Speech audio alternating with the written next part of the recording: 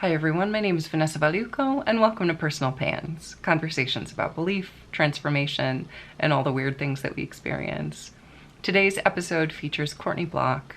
She is a reference, instruction, and user engagement librarian. She also wrote a book, Researching the Paranormal, which is all about how to find reliable information about various paranormal topics.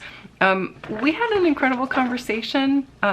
We sat down and talked about the library as a liminal space, library books even as liminal objects. We also talked a ton about the importance of information literacy and also determining credible researchers, especially when you're dealing with the paranormal and topics that are often considered outside the realm of believability. It's important to identify who is credible, who's doing good work, and also kind of figuring out how we determine that. This was such a fun conversation.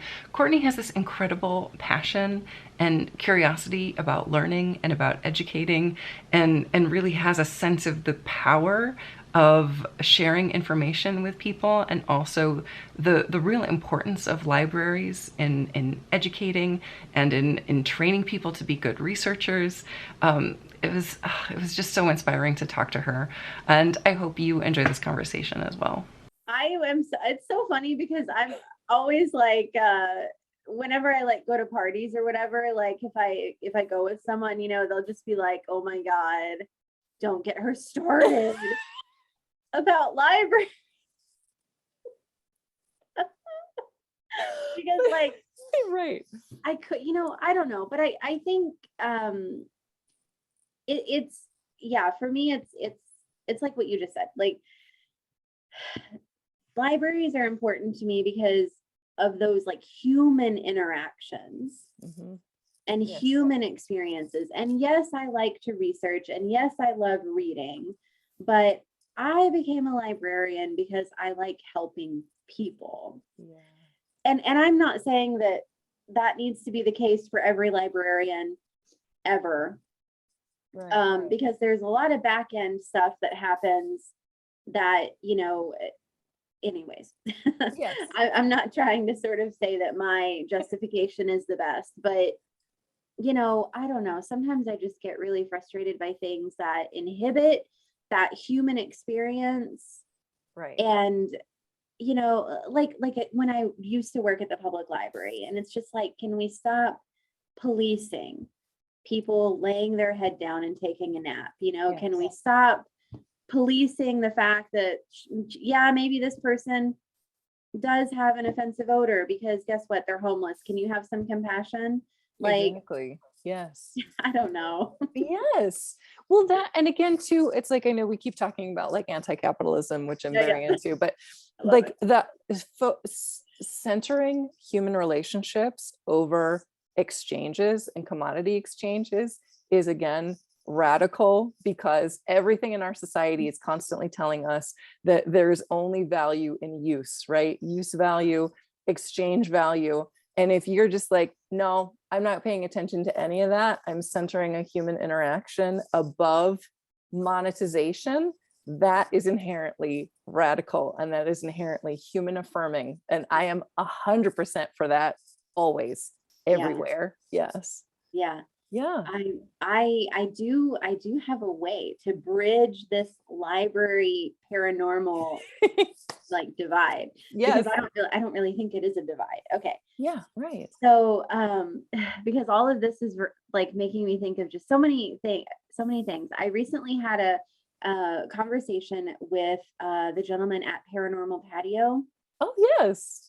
And oh my God, he said something that just like blew my mind. And we were talking about libraries and books. And he was talking about how like the book as an object is a very sort of liminal thing, because especially when it's like a library book, because like what you were talking about earlier, yes. You go and use it for a period of time and then you bring it back. And you have spent all of this time and energy focusing on this, object. You put it back, and it's going to wait for the next person to come and pour their energy into it. Yes. And we were talking about I think we were just kind of musing about why, empty libraries kind of feel the way that they feel. And Yes. and then your comment just now about like the human-centered experience of it, I'm just like, I really think that there's something to it. Like Yes. the fact that these are like, I don't know what to call them. Like they just become these like focus objects. Yes, absolutely. Like again, so my magical sensibility is more chaos magic. But I'm also very kind of like energy driven in terms of how I look at the paranormal and how I look at just everyday objects, right? I mean, we're just these energy factories, right? Just from a physical standpoint, but also all of that psychic, emotional energy that gets poured into various objects. And so that idea, like I love this, right? Because that kind of almost animism of these books, they just get imbued because you can't not, whether it's even if it's a technical manual or if it's a novel, right? Like, especially if it's something really immersive, like people are getting absorbed, they're falling into that world. Like it's like they're ritual objects, they become liminal spaces, bridges to liminal spaces. Like there's something very incredible and powerful about a library from that paranormal perspective. Yes. Oh my God. And and like you just said, even the library itself, separate from the books, it's a place where people are constantly coming and going. Yes. Sometimes it's the same people, but sometimes people walk in and you never see them again. So they're very transitory spaces. And then in general, but then the library on the college campus is an extra layer of liminal because students usually stay about 4 or 5 years maybe, and they go. Yeah. So I don't. I love this. I was trying to find this quote. If it looks like I'm looking at something, was trying to find this quote by, I think it was Matt Carden. Okay. In a book that he wrote that talks about the paranormal as an intensely significant subjective experience. Yes. And how it has extreme value because of that. Yes.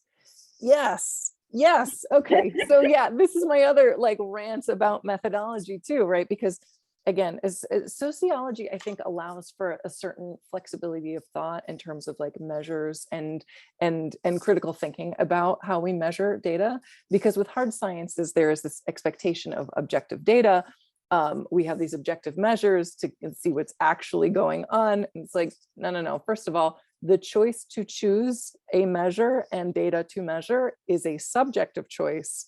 And it's going to be exclusionary just by its very nature, right? We have no one measure that measures all data and all variables. Yes. We don't. Yes. So sociology allows for that freedom and flexibility in thinking of like, okay, this is a subjective choice. There's no objective truth, right? And I love this idea too, because again, capitalism wants you, society writ large wants you to believe in objective truths and objective understandings, and like this is how reality is. And so like subjectivity is like, no, I'm affirming this. I'm affirming what I care about. Like again, the choice to read a book, the choice to study a class, like you're making those human directed choices. And it's only going to be affirmed with like that personal powerful energy, like that again I think a lot in terms of like everyday magic and like ritual and everyday actions and the power in gestures, right? That's kind of this chaos magic scope of like, you don't need to burn a certain herb, but they're like, it's the intention and following through with a certain action that in and of itself is a ritual, so again, the way like using books in this way to me seems very powerful, right? Of like you're pouring your energy into this object and you kind of like leave it on a shelf when you're done, and then someone else gets to like use that energy, pour more. It's an exchange. Actually, I'm correcting myself as I'm talking, right? They take the energy out of it, they're putting their own back in. And then it's just this incredible like synthesis of all these different ideas and loves throughout the years. Right? Oh my God, I love it. And yeah, as you were talking about like that human connection, the human experience, I was reminded of that quote, and I can't find it, but I think he was talking about it in the context of, he was summarizing the work of Jeffrey Kripal, and talking about how that, researcher, who I think works at Rice University, I think, and writes a lot about like the intersection of like religion and paranormal experiences and like, ritual and stuff. How he was sort of talking about that, yes, the laboratory endeavors of the paranormal are, important. Nobody's saying that they're not important, Right. but what they can fundamentally miss because of the way that those are set up, a very clinical laboratory environment, is that they are inherently overlooking the subjective human experience and the meaning behind that cannot and never will be quantified in a clinical setting. Yes. But it's just as important, maybe in terms of the paranormal, maybe more important. I love that you said this, because this again having like sociology and women's studies background, and it's that melding of, you have quantitative data and you have qualitative data, and they both tell you a story, and it's a different story, but they work together to give you as much of the whole story as humanly possible.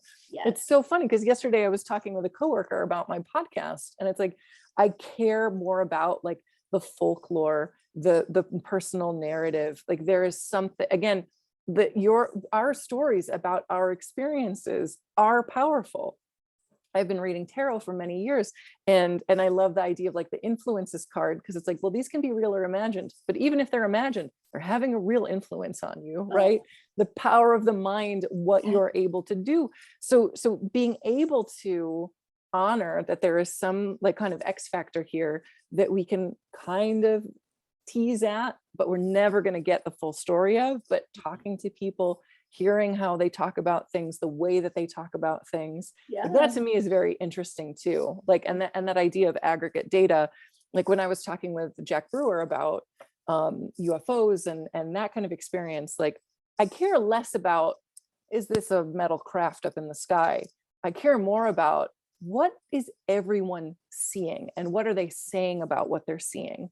Okay, everybody's talking, or not everybody, a lot of people talk about lights. What is it about lights, right? What culturally, what historically, like what from a developmental standpoint, like what are we really getting at the root of when we're talking about lights? What does that signify? Again, also that idea of like correlation versus causation, like two data points could match up. That doesn't mean that they're affecting each other. There could be something else that's causing both, right? But if they show up together all the time, that is noteworthy. Like, but it's again, having that expansive idea about like, okay, let's stop talking about what these things definitely are. Let's talk about what they could be, because that is a much more interesting conversation as far as I'm concerned. Yeah. Oh my God, yes. That is so fascinating. I love that. And like wrapped up in all of this too is the notion of like, let's stop being obsessed with what they are, and just, the fact that we're even capturing this information in the first place. Because like, I think so often, like data gathering and research, there is this like subtext of, I don't even know what you'd call it, but like this like subtext of, I know what this is, or I know definitely what it's not. And it like sort of just gets, the sake of just research and collecting data for collecting data's sake sometimes gets lost along the way. And I think maybe it's a little inherent with just like the human condition. We want to know, we don't like, well, a lot of us don't like these sort of what ifs. I'm a very what if, like it is what it is person. Yes, exactly. Me too. Yeah. But, I think that a lot of people are very uncomfortable by that. And so there becomes this like intense focus on, definitives. Right. And it's just like, I don't there, I mean, I don't know. Yeah, there is laboratory work in things like, psychical experiences, ESP, near-death experiences, stuff like that. But like you just said, that's only one part. That's just one side of it. And that side is really cool and fascinating. And I love to read about it just because I think it's cool that we live in a world where we can read a scholarly article about some people doing an experiment about ESP. Totally. Yes. Right.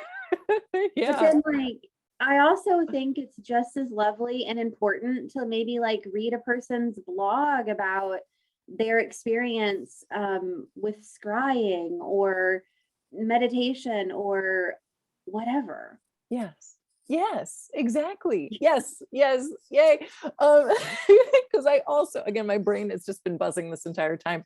But just that idea of like, okay, again, what's the exploration, right? And I've mentioned this in previous episodes, but like I had a research methodology professor my senior year. It was a whole research methodology year-long thing. And he's like, you never prove anything. You only disprove or you fail to disprove. That is the scientific method. You have to live in that sense of this is the best working model we have right now. There's always going to be new data. There's always going to be new research. There's always going to be something that could come out that disproves this thing. Yes. Again, that's science. And that to me is the power of science, that constant exploration. It's like, okay, I think this is this, but what about this? This might affect what I think is true about this particular thing. That is, and again, to me, not knowing things is very powerful. It's very, maybe it's that chaos magic sensibility, right? It's like that generative chaos. It's like, I don't know what this is. I get to define what this is. And if I don't like this definition, I get to throw that away and I get to make a new definition that better fits with what I need to do right now. And then when that stops working, there's something else. Again, I don't know if it's my Aquarius sensibility, the freedom and the power in that is like, I get chills all over thinking about it because it's just like, no, but there's more we can do. Like that is very exciting. Yes. Yeah. And like nothing is ever, nothing is ever stuck. And like on the flip side, as you were talking about that, it made me think about how ironic it is that like, yes, that like what you just said is the ethos of the Academy of Science, like we know what we know, and tomorrow we might know something different. And, we can also disprove, certain things, or at least know that X is not happening in this one instance, but we don't know what's going to happen, if we apply a different sort of scenario or control or variable to it. And so like the Academy should be this place where people feel empowered to study and investigate whatever it is that sets their curious little brains on fire. Yes.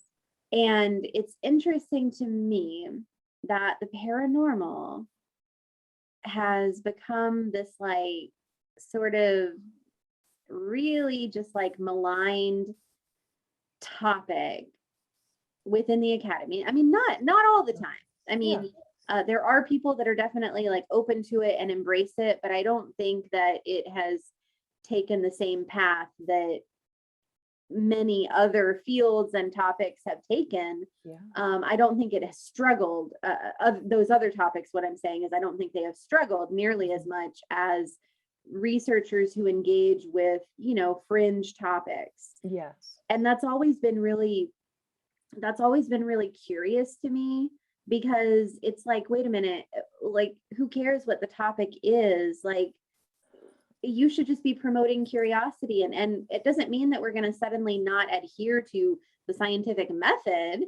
I mean, we're not rewriting our own rules. Like, Thank you so much, because that is something I find really frustrating. It's like, okay, again, the methodology is there. We're not veering from the methodology. We're just looking into other things. But I do find it frustrating. Again, it like the curiosity, I think, is such an important word. Like it indicates a lack of curiosity, and it's like, what are you afraid of if we figure out that there's actually some psychic something happening, or ghost activity, or whatever? Like what, because again, people are capturing things, people are seeing things, people are experiencing things, people feel things. You want to act like all of that's fake? Like, you better have a really good explanation of, like, hallucinations and brain misfiring. Like, and yeah, exactly. Unless you're a neurologist, I really don't want to hear what you have to say about this. And like, it's strange because it's like, materialism has seemed to just like, people really dig into that materialist framework sometimes. And I'm not discounting materialism. It has revealed many wonderful things to us about this world that we're in, but I don't think that it's everything in life. I don't think that it explains away everything. I think that just like any other sort of like theories and paradigms, that it can sometimes cause you to have, some tunnel vision. And so what if scientists sometimes uncover things that seem to be at odds with the materialist framework? Like, I don't know why people automatically are threatened by that. Yes. That, and I think that's such a good word. And I don't know either, but it's that defensiveness that feels like a response to a threat. It's like, why are you scared of this? Like, what would facing this, or even the possibility of this, do, like, to your, like, the fact that, like, even addressing it could potentially devastate your entire worldview to the point that you are getting mad at people. Like, friends, is that really how you want to live your life? Especially as a scientist or somebody who cares about intellectual curiosity, or at least purports to. Like, what are you really doing here? It's weird. And I feel like, oh gosh, I just like had a thought and it's like gone out of my head. But I was just sort of thinking about, I remember going through like some databases of dissertations that people have written. Oh, neat. And I love finding people's dissertations because they're so creative and there's like a ton of information. Yes. And there was one researcher that had written about, it was like a ethnographic type of study where they immersed themselves into a population of people who were like really into UFOs and having a UFO experience. And they just wanted to do sort of like this, cultural study about this group of people and their dynamics and their beliefs. And, and they wrote in their dissertation, they wrote about the sort of, I don't know, I don't want to call it like a fear that they had of pursuing that, but they wrote about how, they were a little trepidatious about continuing and completing that and putting this sort of research out into the world because of some of the, honestly, the threats that were lobbied against them by like other people in their university who were basically just like, I'm going to make sure that you're never, tenured, or I'm going to make sure that this or that. And it's like, what is happening? Oh my God. Like the idea of like intentionally sabotaging someone, that's horrifying to me. Like again, to be that threatened, to be that threatened by ghosts, the idea of ghosts and UFOs, like that is so threatening to you. You're right. It's laughable because it's so weird that it's like, why is this so threatening to you? Why do you somehow think that as a researcher, that person is less than just because they, are interested in a topic that you don't think is interesting? Like, why can't you just que sera and like let them do what they want to do? Exactly. Because here's the thing, like if it's not a good study, if it's not a good study, it's not going to pass their dissertation committee. So like, just let them do the work. Right. There's just something about the topic. There is something about high strangeness and the paranormal that just sets people off in many different ways, like in the sort of general, broader sort of societal way, but then in the academy, it sets people off too. And like, fortunately, I hope this doesn't sound like as doom and gloom as maybe I'm making it sound, because I say that, but also at my university, I feel very supported.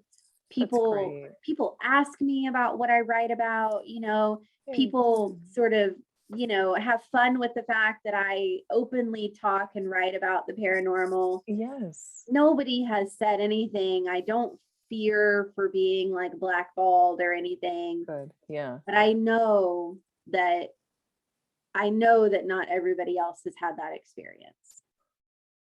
Which is just it's so sad to me. I'm so glad that you are in a place where your work is affirmed and who you are is affirmed. Yeah. And because again, like that freedom to be weird. And you're like, first of all, you should be able to write about whatever you want to write about, but you're writing about research too, yes. Right? So yes. There's a certain intellectual rigor with that anyway, right? Yeah. It's not like you're writing about like the Anunnaki on a blog somewhere, like you're doing actual due diligence. Right. That's but the thing. Yeah. No, go ahead. I'm just was going to say, yeah, like I'm just creating these giant, annotated bibliographies of things that, I'm not even doing like any, primary research myself other than like content analysis maybe, but like I'm just pulling from all of these places, all of these sources of information that is out there and putting them together. And I'll tell you, like, the motivation for writing my first book is that when I would be sitting at the reference desk, there would always be a handful of students every semester who would come to the desk and they would say like, hey, can you help me find some research for a paper that I'm writing? Like, yeah, for sure. You've come to the right place. Exactly. And I would say like, okay, well, what's your topic? And they would say that they were interested in like ghosts or the paranormal. But what I started to notice almost every single time, students would either like approach that question in one of two ways. They would be outright apologetic for it. And they would say things like, I know this is probably just going to sound crazy. You're probably just going to think this is, like I'm weird or whatever, but this is what I know. So they would either say things like that, or they would say things like, well, there's probably like nothing serious out there about this, but this is what I'm interested in. So I guess, can you just help me find another topic? Because I know there's nothing serious about it. And right. And I'm not faulting the students for having those perceptions, because clearly that's coming from some other, that's being fostered somehow. Yes, exactly. But I started to think about like how unfortunate it is that anybody should ever feel apologetic, right, for having a genuine curiosity about some topic that is not hurting anybody. Right. Right. Right. I mean, it's God. Yeah, it's like, okay, this topic, this question that they're posing, like this is not hurting anybody, they're curious about the paranormal and whatever. And then I started thinking too about like, why is there this perception that there has been no serious research being applied to topics of the paranormal? Because there's a long history. Mm-hmm. And so that was the inspiration for my first book. I was just like, I don't know. I just want to create this resource.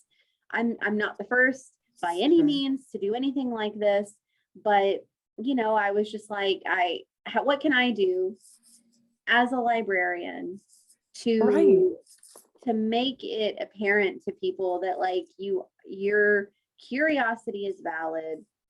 Like there are your weirdness has a place within the academy. Yes. There have been other people like you. There will continue to be. And here's this long history of research. Yes. And that, again, I love that, because to me, the beauty of putting something in a context, right? A historical context, an educational context, a research context, right? You are not alone.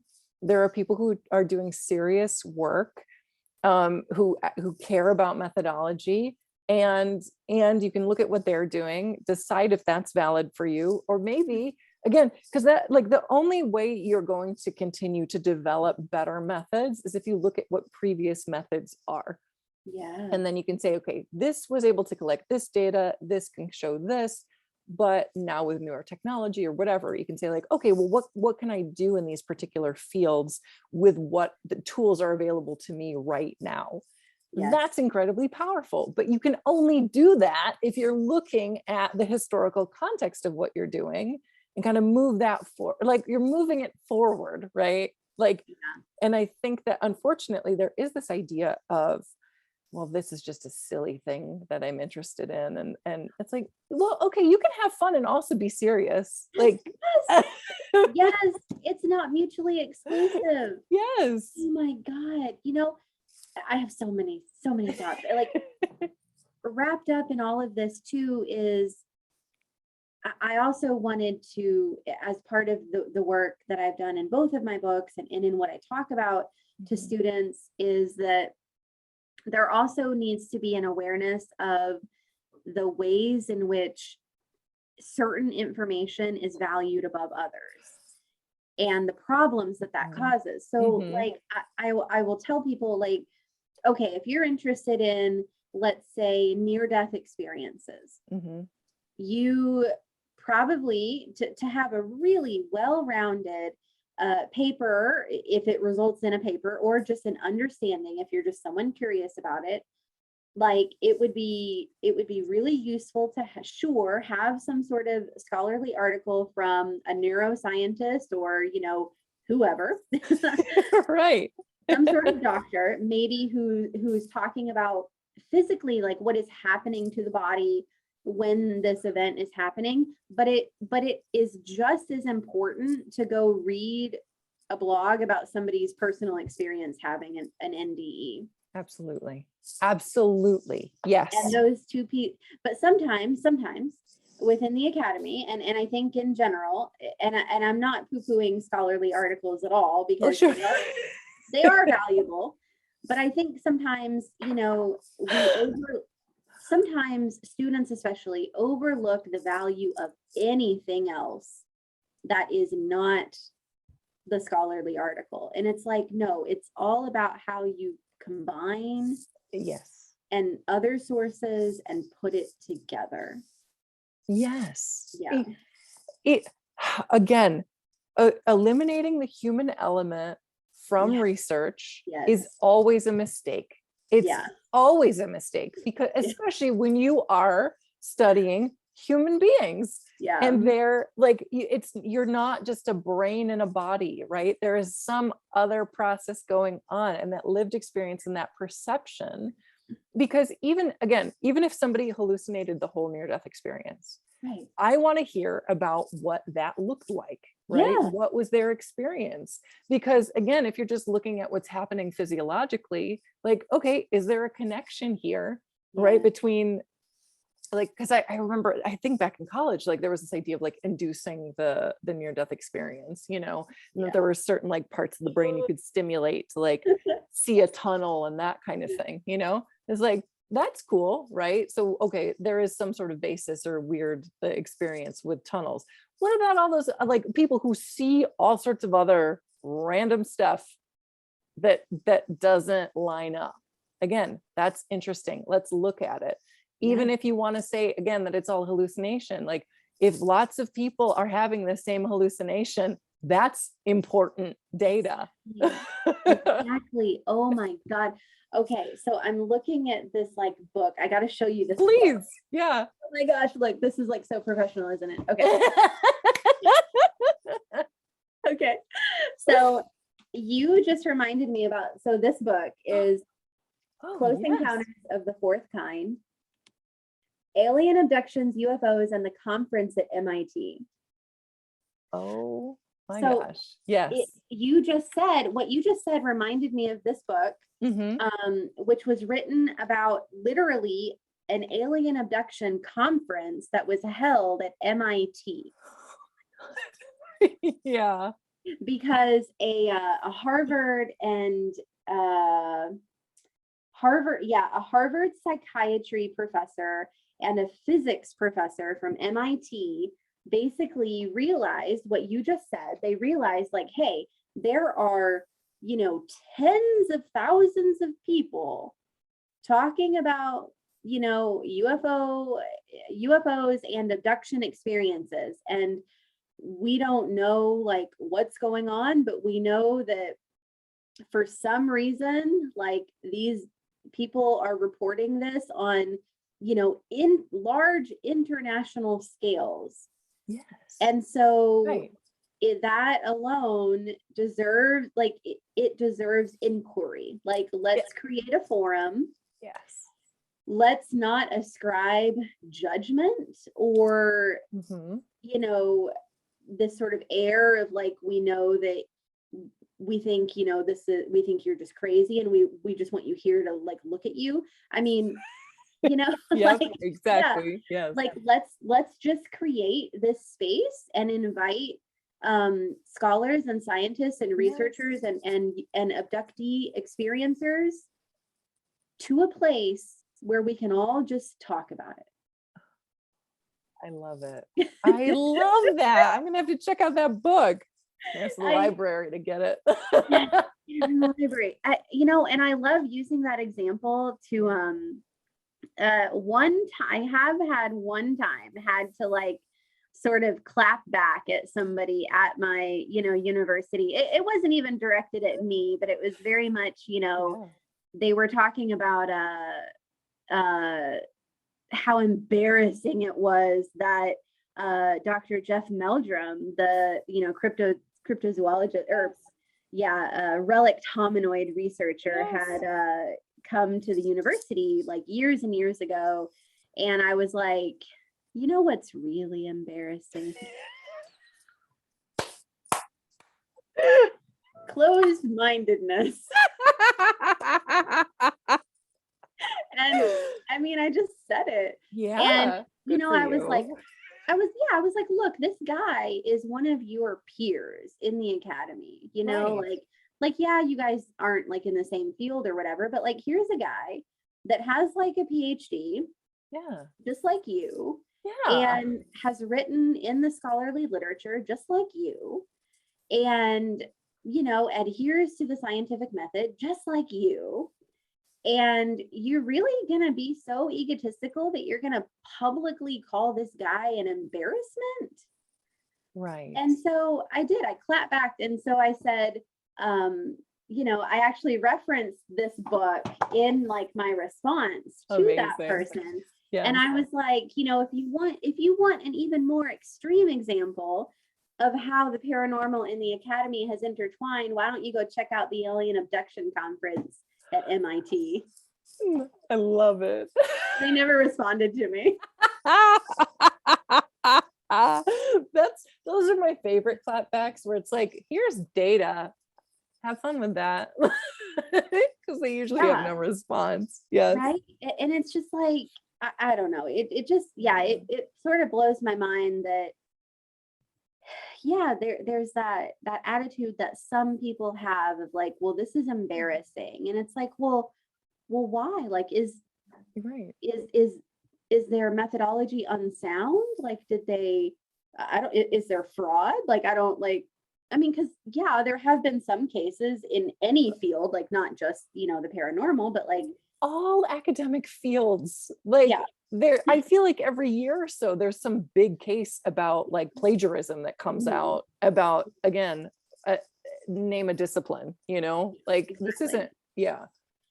And too, like, not to backtrack a little bit, but when you were talking about like the human experience of all of this, it reminds me too of how I love telling people that, okay, because I think sometimes people who are maybe not a student or a research like in the academy sometimes think, I'm assuming, I don't know if this is the case, but I think that sometimes they feel like there's the scholarly article, the scholarly journals don't have anything for them.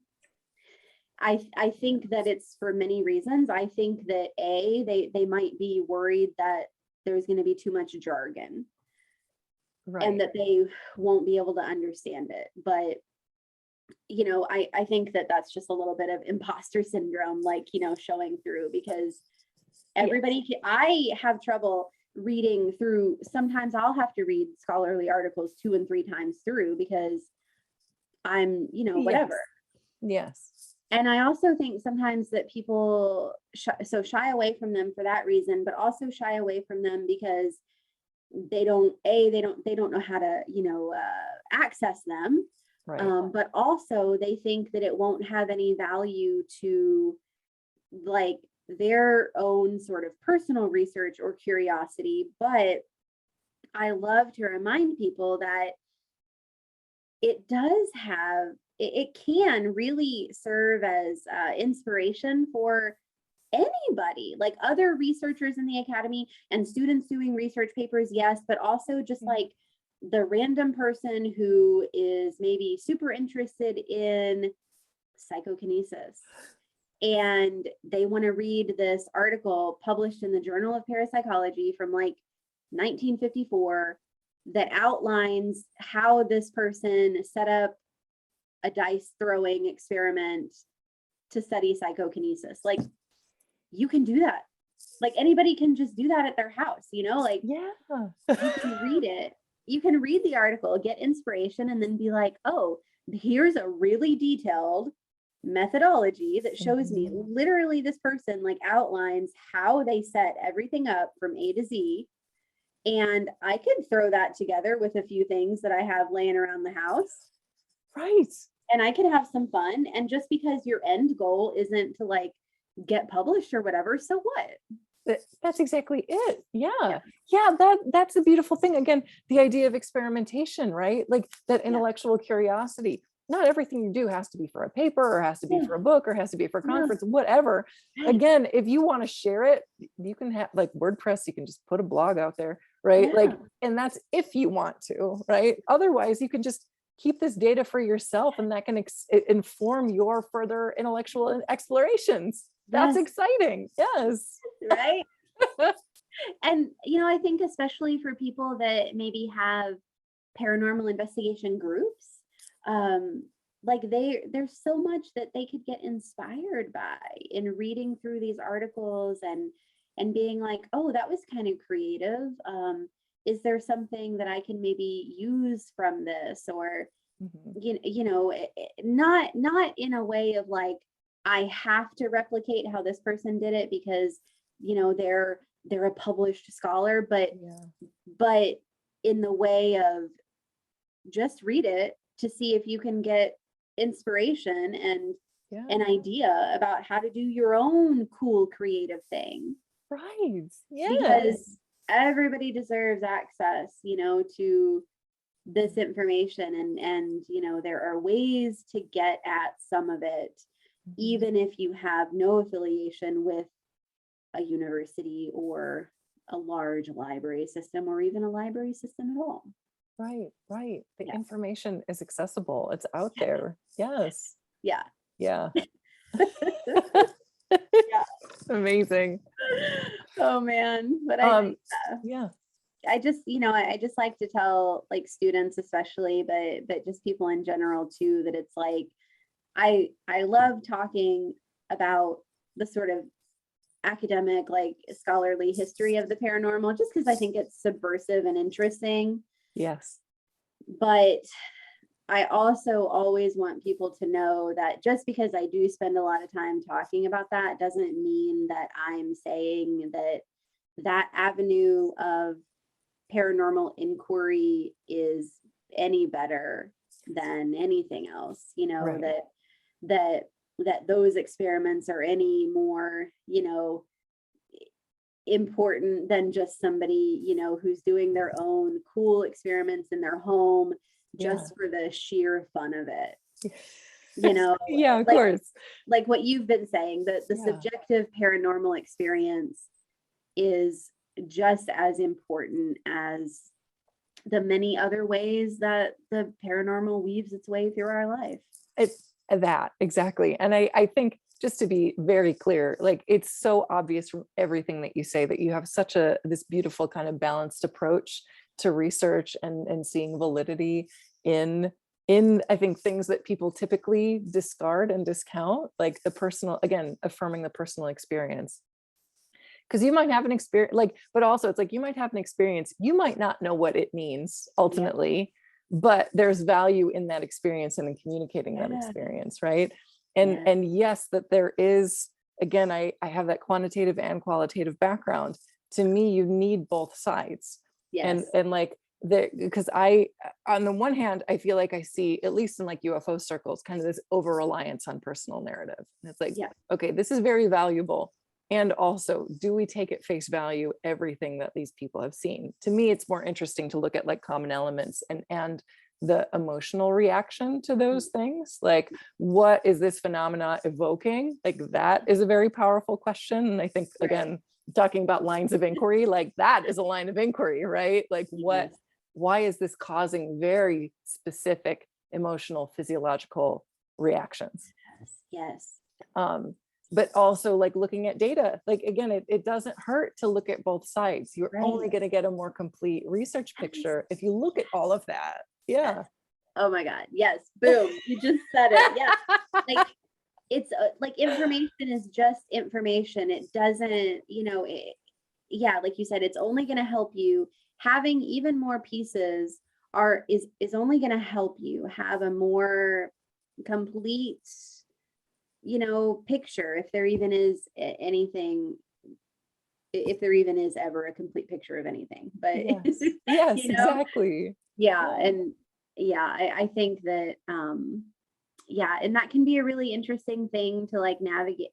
It can be a really interesting thing to navigate as somebody like in the academy who like talks to students and teaches students about information literacy and deconstructing the assumptions surrounding what it means to, you know, be information literate, and what it means for things to be credible, and what it means to be a credible researcher. And I don't know. It's just, I think that it's really ironic too, because, well, maybe it's just stymied by the fact that like in today's day and age, we're all inundated with information from all sides. And it can be really hard to do the work to determine, like, is this credible? Yes.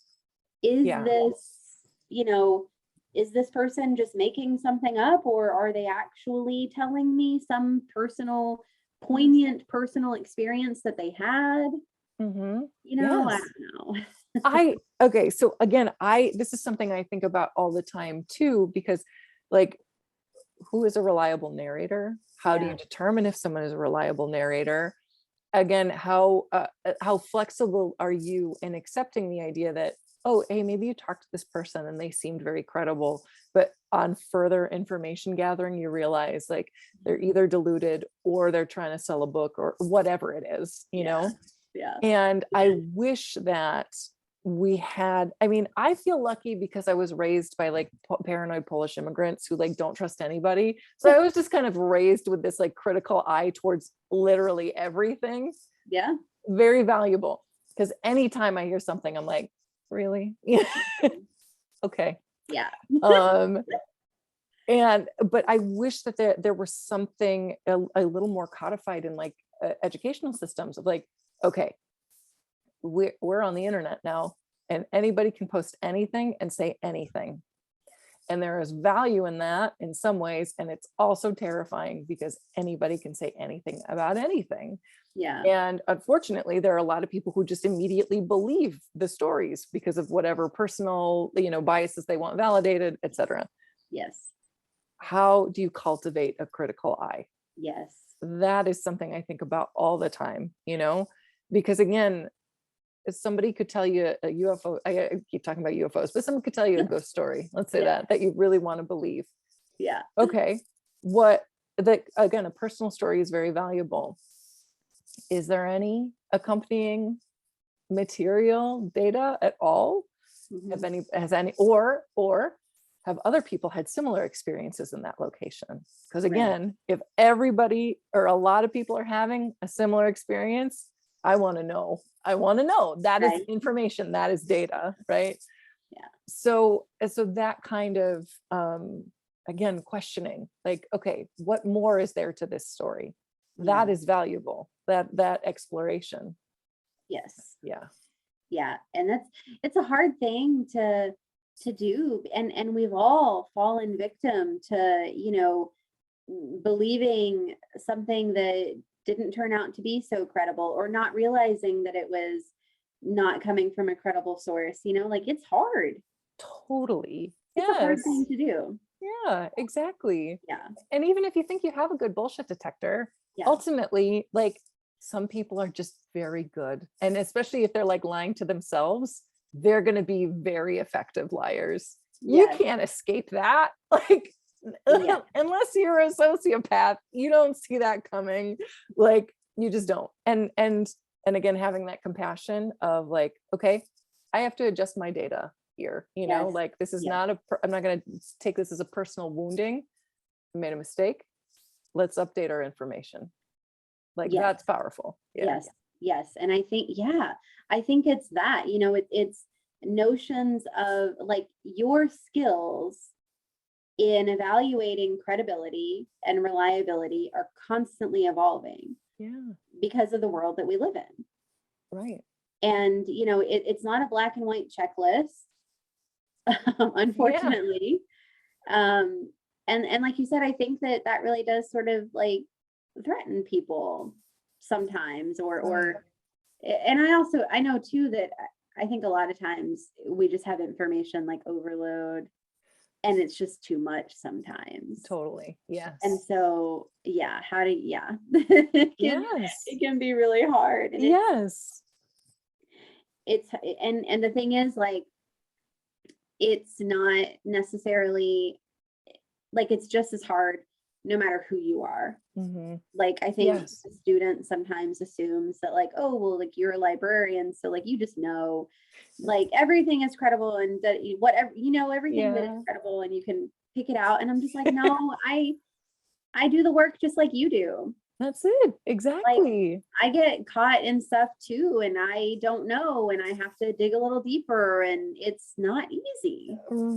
Right. It is a constantly evolving process. Again, if you're open to learning, you are going to learn.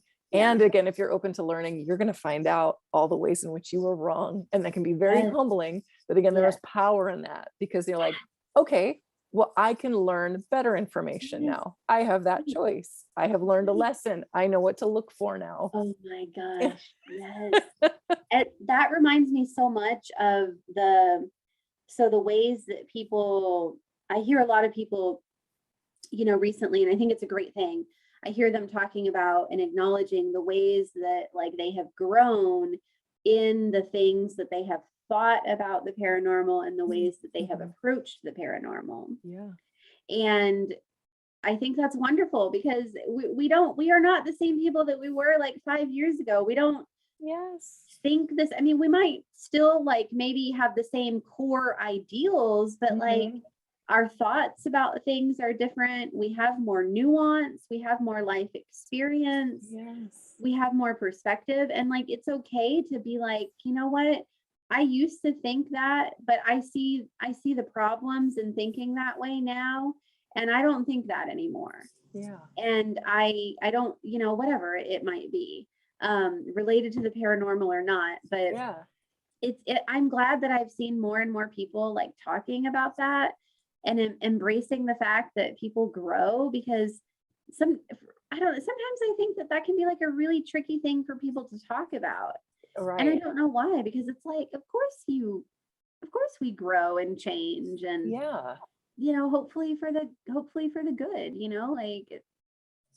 Right, exactly. Nobody's going to be perfect. No one comes out perfect immediately, right? Like you just don't. Like it is a constant learning, and again, seeing the power of a lesson, right? Or a mistake rather than as a personal failing. Like, again, we always have imperfect information, always. You do the best you can with the imperfect information you have, right? You do the best you can with the imperfect information you have. I love that. And like, it's like I tell people, like I wrote in my first book, it's like, I'm not trying to change anybody's mind about the paranormal. You believe what you want to believe. But if you are curious about the paranormal in whatever capacity you're coming at that with, here is some research and resources for you to make your own opinions about. Take it where, and also don't consider this one book as like the end point, because it's a drop in the bucket of information that is out there and accessible. So I just hope, I don't know, the stuff that I write about, I'm just like, if it could help one weirdo know that they're not alone, and if it could spark some curiosity, then I've done what I wanted to do. I love that. I love that so much. Because, like, the world in general is like it can be a very othering place. Yes. Yeah. For so many people, in so many different ways. Yeah. And it can also be othering for people that are interested in like high strangeness and the paranormal. Mm-hmm. Yes. In general, whether you are or are not somebody within the academy. And so it's also that subversive act of just putting myself out there and being like, I'm going to out myself as a weirdo. Yes. Because I know there are others out there who are interested in the same. Yeah. And they should know that they're not alone. I love that. Yes, exactly. If people want to read more about your books, where can they find you? Yes. Oh my God. Okay. Where do I start? Okay. People can find me on Instagram at liminal.librarian. You can find me on Twitter at Courtney M Block.